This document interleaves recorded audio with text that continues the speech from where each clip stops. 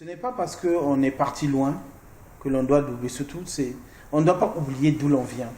Et donc, il y a quelques années, j'ai amené mes enfants visiter un peu tous ces endroits de mon enfance. Donc, habituellement, on s'arrêtait à Brazzaville. Et cette fois-là, on dit, tiens, on va aller à l'UTT, on va aller à Mfouati, et on va aussi monter à Bikumbi. Donc, on est arrivé au village de Bikumbi. J'étais surpris. Lorsque j'étais à Bikumbi dans les années 77, je crois par là, 75, 77, il y avait 3 salles de classe, il y avait 3 maîtres qui étaient affectés, malgré que c'était loin de Mfouati déjà, et tout ça, mais il y avait 3 enseignants, chaque classe, il y avait des enseignants, il y avait des tables bancs, mais curieusement, j'arrive dans cette école, c'était comme s'il y avait vraiment eu une catastrophe naturelle. Alors, il y a une salle de classe qui était tombée. Oui. Il y a environ, je crois, une centaine d'élèves. Il n'y avait plus que 6 tables bancs. Donc, tous les autres s'asseyaient par terre. Dans les salles de classe, il y avait des cratères, des gros trous. Ça m'a fait mal au cœur. Je me suis dit, non, mais je crois que ce n'est pas possible. Parce que cette école, c'est là où j'ai obtenu mon CEP.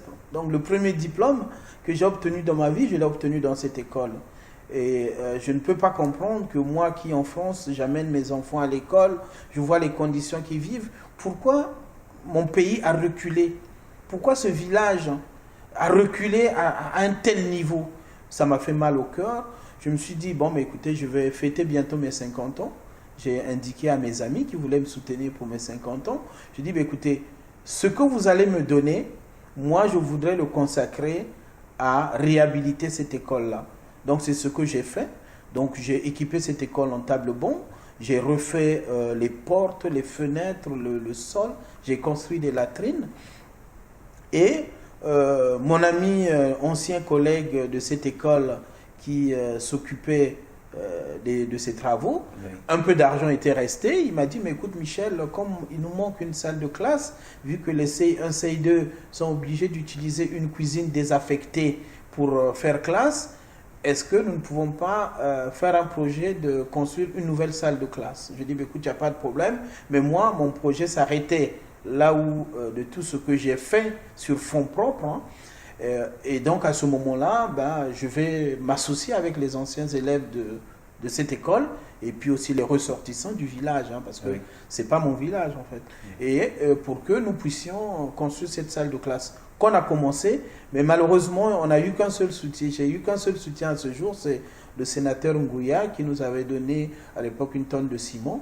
Mais les anciens élèves malheureusement n'ont pas manifesté à ce jour leur solidarité pour que nous puissions terminer cette salle de classe. S'ils vous entendent, ils peuvent le manifester pour que cette classe soit désormais construite dans les normes. Absolument, puisque nous y étions, on a fait l'école là-bas, et il y a même certains, il y a un qui est ministre, le ministre Mabundu, ministre de l'Agriculture, a fait aussi le C1, C2 dans cette école. Je lui en avais parlé, il connaît ce projet-là. J'espère que lui et les autres, le ministre Baboka, qui était ministre de l'Issouba, lui aussi a fait ses études dans cette école. Il a formé des cadres, et ces cadres-là peuvent quand même rendre à cette école, parce que l'État pour l'instant ne fait rien. Donc nous pouvons, au moins pour les élèves, leur donner des meilleures conditions de travail. Alors on va lier avec vous l'utile à l'agréable, puisque vous soutenez cette école. Aujourd'hui, vous en appelez à d'autres de pouvoir le faire, mais aussi vous soutenez un club de foot, en fait, du côté de l'UTT. Voilà, je soutiens le club de foot Astiton. Astiton, il faut savoir que là aussi, l'UTT, dans les années 70, là-bas, ça foisonnait de clubs. C'était un peu comme partout au Congo. Voilà, comme un peu partout, avec le Moana Foot. Donc du coup, les dimanches, il y avait beaucoup d'activités. Et malheureusement, tout ceci est mort. Il n'y a plus grand-chose. Et quand je suis reparti à l'UTT, les amis d'enfance m'ont dit, mais écoute Michel, les jeunes sont là, et ce serait bien qu'on réhabilite l'équipe. Voilà, donc j'ai un ami qui est là-bas qui s'appelle Fidel Mabiala. M'a supplié, m'a dit, mais écoute, ce serait vraiment bien qu'on fasse quelque chose. Donc c'est ce que j'ai fait et que je continue à faire. Donc j'ai équipé, je leur ai apporté les équipements sportifs, les maillots, chaussures, ainsi de suite, ballons. Et là, régulièrement, lorsqu'ils ont des matchs, ils me sollicitent pour pouvoir participer à des frais, et donc je continue à le faire. pour l'amour du Congo. Oui, c'est aussi pour l'amour du Congo. Vous êtes un homme de foi, Michel Bondy. Je pense que ceux qui nous écoutent ou qui vous voient doivent peut-être le voir un peu transpirer, d'autant plus que vous êtes un chrétien engagé et vous n'avez pas oublié de ce côté-là, notamment par les actions que vous apportez aujourd'hui au Congo. En effet, en fait, chez moi, c'est un peu paradoxal. Je suis protestant, hein, de par mes parents, mais j'ai aussi la chance d'avoir, dans ma famille, on est écuménique, hein, puisque j'ai même un oncle qui est évêque, hein, le petit frère de ma mère, hein, Monseigneur Mizonzo. Daniel, qui est l'évêque d'Onkaï, c'est mon oncle direct. Mais moi, je suis plutôt protestant. Il faut dire aussi que je suis devenu plus croyant avec les études. C'est-à-dire, plus j'ai avancé... Pourtant, vous avez fait des études scientifiques, on dirait quand même que justement, les scientifiques, c'est pas celui qui croit. Oui, justement, plus j'ai avancé dans la science, plus j'ai cru en Dieu. Et paradoxalement, chez moi, c'est comme ça. Donc, du coup, j'ai vraiment besoin de Dieu. Bon, là, au niveau de la France, je suis membre de l'église protestante, évangélique protestante et missionnaire. Donc, c'était aussi important pour moi, pour mes 50 ans, de dire, tiens, je dois faire une action en faveur de l'église, du côté de l'UTT. Parce que à l'UTT, où j'ai passé une partie de mon enfance, lorsque nous avions une situation à la maison, de maladie ou autre, le premier réflexe de ma mère, c'était d'aller prier chez le pasteur Ndundu. Le pasteur Ndundu, c'est l'un des plus grands pasteurs de l'église évangélique du Congo. Donc de là, j'ai appris l'amour un peu des autres. Et donc du coup, je suis quelqu'un qui est attaché non seulement aux valeurs de notre société, hein, les valeurs humanistes, mais aussi de Kimuntu, et aussi très attaché aux valeurs chrétiennes, du respect de l'autre, vraiment du respect de la vie.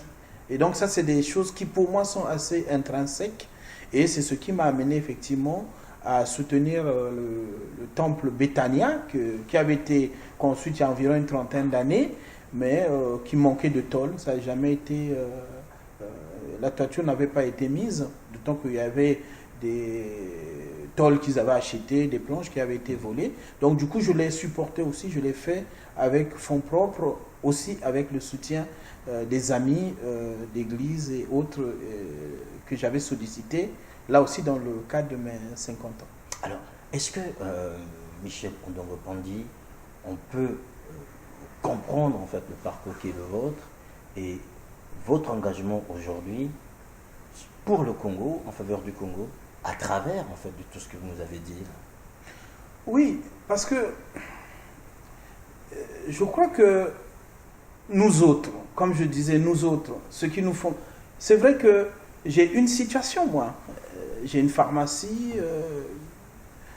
donc je suis en France, j'ai le minimum pour pouvoir me dire, tiens, basta, vivez votre vie là-bas. Mais voilà, mais voilà. C'est ça qui nous étonne, qui m'étonne surtout en vous écoutant, parce que aujourd'hui, ce qui vous découvre par certaines images, on vous voit en première ligne dans les manifestations au sein de la diaspora, on vous voit vous engager, on vous voit mettre en place des actions, alors que du côté de Brazzaville, on a l'impression que ceux qui se lèvent ici à Paris, c'est des gens plus ou moins des voyous, c'est des agitateurs, c'est des gens qui n'ont rien, qui vont à Châteaurouge. Vous avez une situation sociale assise, professionnelle assise, et pourtant, on vous voit, comme je l'ai dit tout à l'heure, en première ligne, notamment pour ce Congo. Oui, je me bats pour notre jeunesse.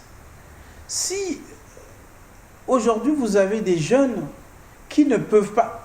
Vous avez des salles de classe de 150 élèves. Vous avez des salles de classe où les enfants s'asseyent à même le sol. Mais ce ne sont pas des conditions optimales pour étudier. Au jour d'aujourd'hui, le bac de l'année dernière, le Congo, 10% de réussite au bac. Donc parmi les derniers du monde. Mais nous ne pouvons... Mais c'est insupportable. Si on regarde au niveau de la santé, regardez la mortalité au niveau du Congo. Mais ce n'est pas une fatalité, c'est quelque chose que nous pouvons réparer. Ce n'est pas possible que le plus grand hôpital du Congo, qui est le CHU, offre des prestations qui soient moindres que l'hôpital de Mou, qui est peut-être la 1000e ou 2000e hôpital de France. Ce n'est pas possible. Le chômage. Les gens ne trouvent pas du travail. Il y a des Congolais qui ont 50 ans aujourd'hui et qui n'ont jamais travaillé. Et donc, lorsqu'on voit cette situation, Sassou Nguesso est arrivé à la tête du Congo en 1979. J'étais en classe de 3e. Aujourd'hui, j'ai 53 ans bientôt, fait des études, passé un doctorat, jusqu'à passer un doctorat 3e cycle, mais on continue d'infantiliser les Congolais. On continue de leur vendre du vent, chemin d'avenir, nouvelle espérance, et aujourd'hui nouvelle république. Tout ça, c'est du vent. La réalité, elle est là. Les hôpitaux en piteux état, les routes, les conditions de voyage. Regardez comment on voyage sur le fleuve Congo. Nous importons tout. Tout. La seule chose que nous savons faire, c'est exporter le pétrole et piller les richesses, le bois. Le Congo a formé des ingénieurs.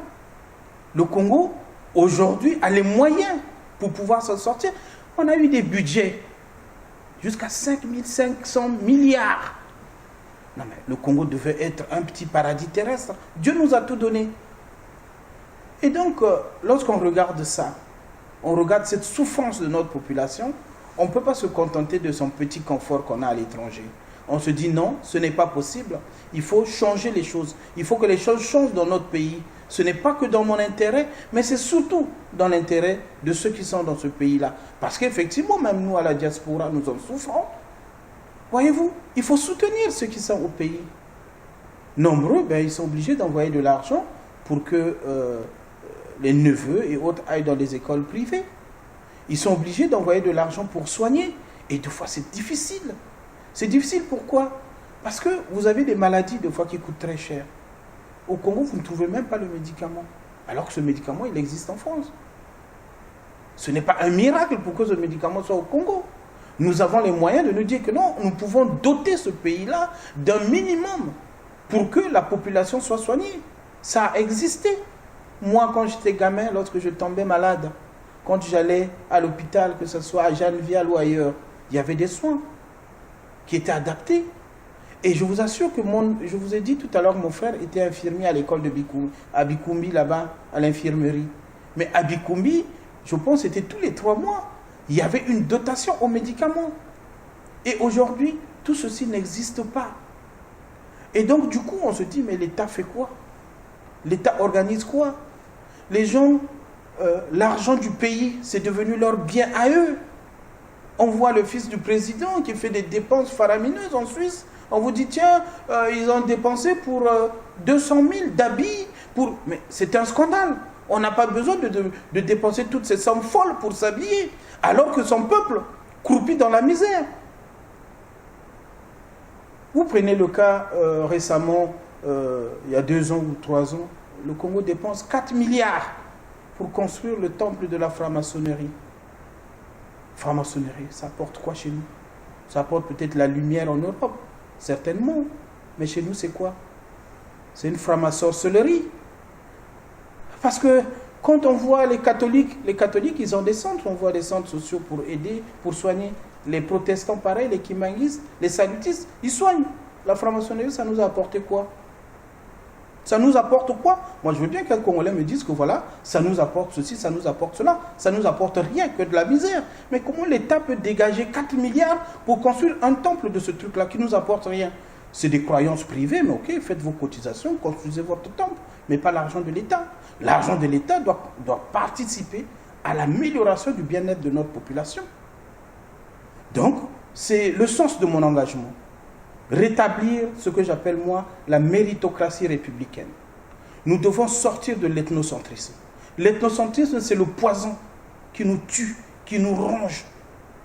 Parce que, voilà, M. Sassou a organisé un système où il s'entoure majoritairement que des siens. Si ce n'est pas sa famille, c'est l'ethnie proche. Ou alors certains comme les gens comme les Mabiala et autres, qui viennent là parce qu'ils en profitent un peu. Mais le pays profite de quoi? Ça apporte quoi tout ça? Ces gens ont construit des grands hôtels avec l'argent du pays. Mais roulent dans des voitures qui coûtent des sommes folles. Mais ils sont capables d'arranger même les routes pour rouler avec ces voitures-là. Ils ont placé leurs enfants dans les écoles à l'étranger, partout, leur famille. Ils ont mis leur famille à l'abri. Et ils sont là à nous dire, oh voilà, bon, nous c'est le Congo, c'est le nouveau Congo. Quel nouveau Congo? Ce n'est pas le Congo nouveau. Ils sont en train d'assombrir l'horizon de ce pays-là. Et là-dessus, il faut bien qu'il y ait des Congolais qui disent non, qui se lèvent, qui disent non, mais effectivement, moi, je suis Congolais. Je dois beaucoup à ce pays-là. Et je voudrais que ma jeunesse, je voudrais que les jeunes Congolais aient le même parcours que moi. Que l'ascenseur social ne s'arrête pas au niveau que le pouvoir Sassou l'a mis. On vous a entendu parler avec votre cœur, on a très bien compris que vous portez ce pays. Certains vous rétorqueront en disant oui, c'est plus facile de parler de Paris que de Brazzaville ou encore de Fouati, tel que on le disait tout à l'heure. Bon, mais s'il retorque ça, mais je veux dire, ça rejoint tout ce que je venais de dire. Du Congo, nous faisons beaucoup de choses. Du Congo, je dis moi-même, j'investis, j'ai construit, je fais des choses au niveau du Congo. Je suis au Congo quasiment tous les 3-4 mois, je suis au Congo. Ce pays, je l'aime. Mais lorsque ce pays prend une mauvaise direction, à cause de l'égoïsme d'un certain nombre de personnes, on ne doit pas croiser les bras. On doit se lever. On doit dire que non, c'est pas bon. Nous sommes... Le monde est un village planétaire. C'est devenu un village planétaire. Donc vous ne pouvez pas continuer à faire du mensonge, à donner du mensonge, à vendre du vent aux populations, puisque les réalités sont là. 10% de réussite au bac l'année dernière. Une mortalité galopante. Je dis toujours aux gens, dernièrement, je venais de perdre mon oncle. Donc je dis, tiens, mais je vais suivre un peu quel communiqué ils ont passé à la télé. Mais j'étais surpris en suivant les communiqués nécrologiques de Télé Congo. Vous verrez, faites l'expérience comme moi. Un tel mort suite de courte maladie. Mais c'est décédé suite de courte maladie. Vous avez des communiqués comme ça à foison. Allez-y à la morgue. Ce que je dis, c'est pas normal que le seul business qui marche au Congo soit le marché de la mort. Renversons la tendance. La morgue de Brazzaville, je ne sais pas si vous y avez été, hyper équipée. Non, ces moyens-là, mettons-les aux urgences de Brazzaville. Équipons le CHU. Construisons des hôpitaux fiables. Bon, le paradoxe, on va construire le plus grand hôpital du Congo à Oyo. Mais c'est pour soigner qui là-bas? Des Congolais. Des Congolais. Non, quand on veut être opérationnel, on a le souci de son pays, on le met déjà là où il y a le plus grand nombre, à Brazzaville ou à Pointe-Noire. C'est là qu'il fallait mettre cet hôpital-là. Et alors pourquoi les dignitaires, on continue à les évacuer en France, on continue à les évacuer au Maroc, alors que vous avez construit un très très grand hôpital à Oyo? Ça n'a pas de sens. Donc tout ça c'est du gâchis. Ce qu'ils font à Oyo, c'est ce que Mobutu a fait à Guadeloupe. Qu'est devenu Guadeloupe? Guadeloupe, c'est devenu une forêt tropicale. Et Oyo deviendra pareil. Le jour que Sassou perd le pouvoir, lui et son clan, Oyo deviendra pareil. Et tout ceci s'est fait avec quoi? Avec le pétrole qui est exploité à Pointe-Noire. On exploite le pétrole à Pointe-Noire, on laisse Pointe-Noire dans un état complètement délabré, et puis non, on va tout équiper au nord, on va tout équiper à Oyo. C'est pas rationnel. C'est pas rationnel. Michel Ondongo-Pandi, est-ce que vous mettrez sur le registre de l'égoïsme, en fait, le changement de la Constitution, le référendum et toute l'actualité politique dans laquelle nous sommes aujourd'hui? Voilà, c'est de l'égoïsme, j'appelle même ça de la sorcellerie. C'est-à-dire que c'est vraiment les forces du mal. Parce que au jour d'aujourd'hui, même M. Sassou Nguesso s'élèverait à être vraiment au-dessus de tout. Vous savez, moi je ne porte pas la Constitution de 2002. J'étais d'ailleurs pour qu'on le change. Mais qu'on le change avec un compromis national. Il y a eu le pseudo-dialogue de Sibiti, mais il y a eu un contre-dialogue à Diata. Donc, lorsqu'on a le souci de l'apaisement, on a le souci de se dire, tiens, on ne va pas aller dépenser des sommes à payer des lobbying pour faire des photos avec Obama. Mais c'est déjà faire ce compromis-là, être parmi les grands chefs d'État qui ont fait faire évoluer l'Afrique en faisant évoluer les institutions au niveau du Congo. Mais vous allez, tiens, nouvelle constitution, le chef de l'État, ne peut pas être poursuivi pour les crimes, même les plus graves, qu'il aura commis lors de l'exercice de ses fonctions. Article 96 de la nouvelle Constitution. On nous dit, voilà, c'était le souci de faire évoluer les institutions. Ce n'est pas une évolution, c'est une involution. C'est une involution. Parce qu'on veut légaliser, légitimer le crime. Et cela, c'est insupportable. Parce que, bon, mais voilà, on veut garder un pouvoir pour soi, mais pas pour le peuple. Malheureusement, ceci peut durer un temps, mais ça ne durera pas tout le temps. Parce que, de l'autre côté, la majorité de la population est dans un tel état qu'un jour ou l'autre, ça éclatera. Êtes-vous un homme indigné? Ah oui, très indigné face à tout ce que je vois, face à cette souffrance humaine, face aux difficultés que nous vivons, alors que je disais, nous sommes un pays béni des dieux, avec des moyens colossaux, surtout, voilà, le pétrole a baissé, mais lorsqu'il était au zénith, nous aurons pu faire des tas de choses. Aujourd'hui, nous aurons pu être comme la Côte d'Ivoire, un pays leader au niveau du cacao. Nous en avons le cacao. Nous en avions. J'ai sillonné une fois du côté d'Infondo. J'ai vu des étendues, des champs de cacao, aujourd'hui occupés par la forêt. Mais pourquoi on ne les a pas réhabilités? Si le souci, c'était un souci de développement, au lieu qu'on nous crie ce mot Kiki le pétrolier, Kaka le pétrolier, non. On devait crier Kiki le producteur de cacao, ainsi de suite, ainsi de suite. C'est des genres de choses qu'ils devaient faire. Voilà, donc ils se sont contentés que du pétrole. Et avec ce pétrole, l'argent du pétrole, ils ont fait, malgré, on nous présente, voilà, l'aéroport, on nous présente quelques trucs qui ne valent pas grand-chose, mais au jour d'aujourd'hui, on aurait diversifié notre économie réellement. Nous avons la vannerie, nous avons le bois, on devait être exportateur de meubles, pas seulement exporter le bois, les billes. On devait nous transformer ce bois-là et être parmi les grands producteurs de ce type de produits. Mais on a fait quoi? On n'en a rien fait. On n'a pas conçu des écoles où on forme les Congolais à transformer tous ces produits-là. Et au jour d'aujourd'hui, nous sommes dépendants. 55 années après l'indépendance, nous sommes dépendants que de deux produits, le bois et le pétrole. Vous avez initié et organisé une journée de l'indignation nationale. Est-ce qu'on peut comprendre? Une journée d'indignation nationale pour que... comme date, pardon, le 5 février. Parce qu'effectivement, c'est une date qui représente tout un symbole. Ok, ben, Sassou Nguesso est dans les rouages de la politique depuis longtemps, mais c'est le 5 février qu'il a pris les destinées du Congo.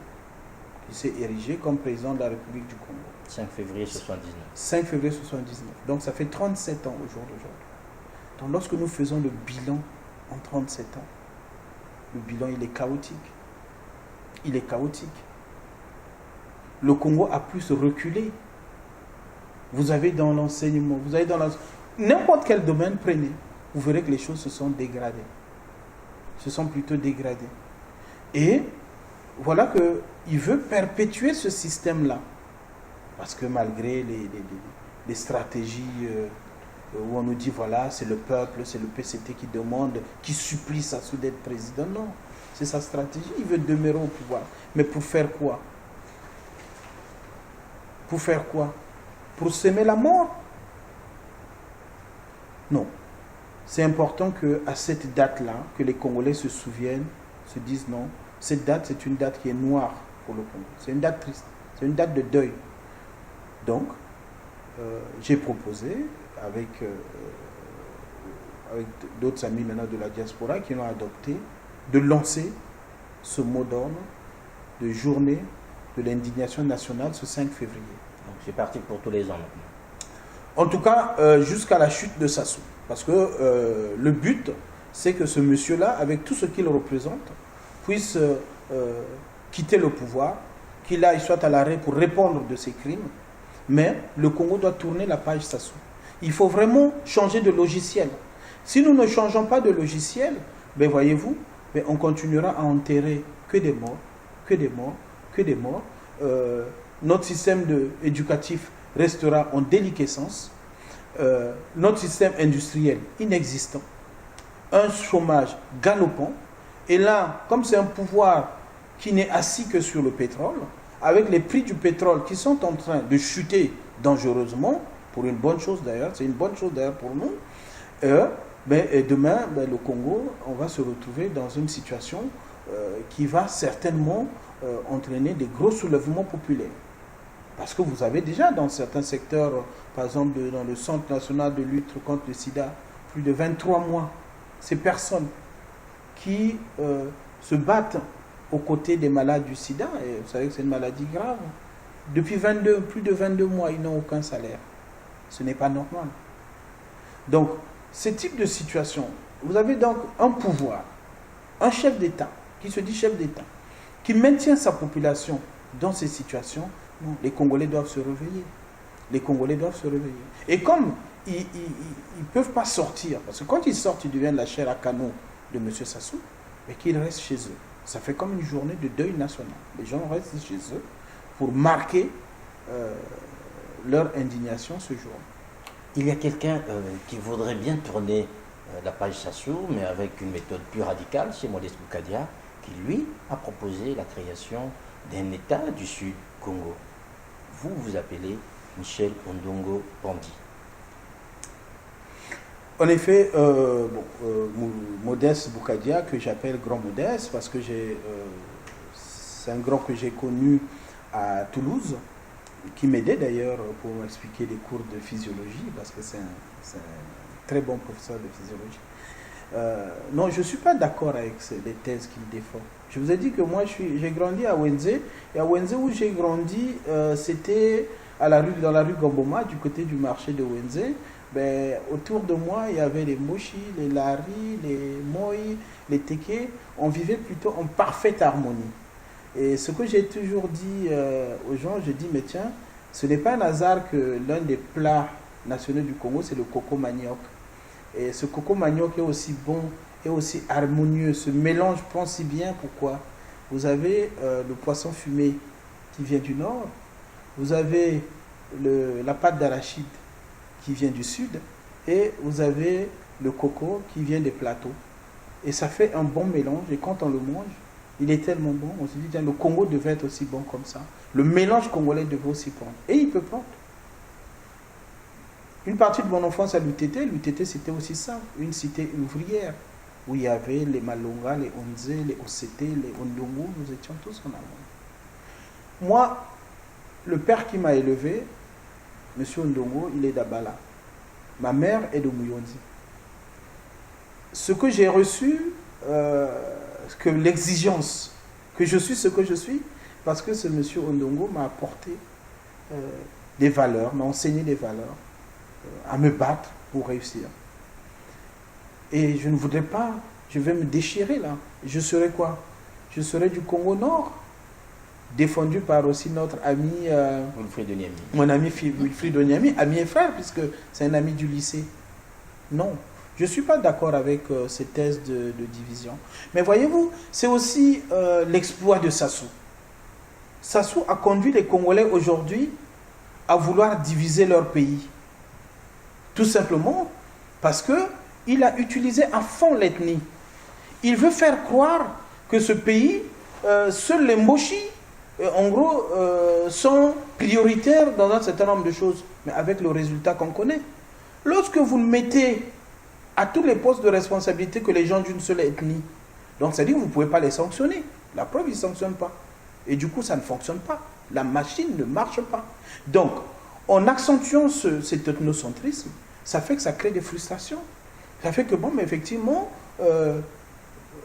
Ibara et Malonga et Poitiers, ils n'ont pas les mêmes chances. Juste par rapport au nom qu'ils portent, même lorsqu'ils ont le même diplôme. Donc, en rétablissant dans un nouveau Congo la méritocratie républicaine, on ne regardera plus l'origine ethnique, mais ce qu'on va plus regarder, c'est les compétences. Donc, créer un État du Nord ou un État du Sud n'apportera rien au Congo. Nous avons hérité des frontières de la colonisation. C'est au sein de ces frontières, en allant des Pénas jusqu'à Nzambi, au sud du Congo, que nous allons bâtir le nouveau Congo. Et nous le bâtirons. Et nous le bâtirons. Mais par contre, ce que je ne peux pas approuver, c'est pour ces idées-là, en 2016, on ne peut pas mettre quelqu'un en prison. 30 ans de prison parce qu'il a défendu un État du Sud. Non. Je ne sais même pas si en Corée du Sud, en Corée du Nord, pardon, ils peuvent infliger ce type de sanctions. Donc, je suis contre les idées qu'il défend, mais là aussi, je combattrai ces bourreaux qui l'ont mis en prison. Parce que c'est disproportionné. Laissez-le. Nous sommes en démocratie, c'est une démocratie. Laissez-le exprimer ses positions.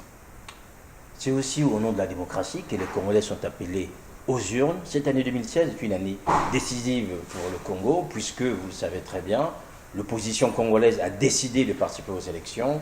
Denis Sassou Nguesso, lui, est candidat. Est-ce que vous, Michel Ondongo-Pandi, vous avez fait votre choix? Non, mon choix, c'est ne pas participer à ces mascarades électorales. Je veux dire que ça ne servira à rien.